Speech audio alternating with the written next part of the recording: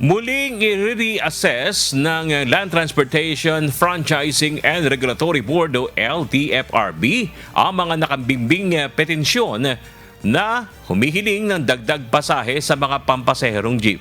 Sa isang pahayag, sinabi ng LTFRB na ito ay alinsunod sa utos ng Department of Transportation na simula nang iproseso ang mga petisyon para sa fare hike. Ayon sa ahensya, muli nilang kukwentahin ang nararapat na fare adjustment batay sa hinihirit ng ilang transport group. Humihiling ang grupong Manibela ng 2 pisong dagdag sa minimum na pamasahe sa jeep habang 10 piso naman ang inihihirit ng piston.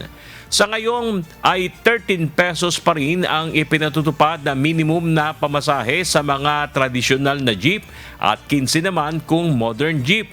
Tiniyak naman ng LTFRB na kasama pa rin sa kanilang ikokonsidera ang kakayahan ng mga commuters sa dagdag pasahe, gayon din ang epekto nito sa inflation. Ngayong araw, muling pagpapatuloy ng mga transport group ang kanilang tigil pasada bilang protesta sa muli na namang pagtaas ng presyo ng mga produktong petrolyo at panawagang aprubahan ang fare hike.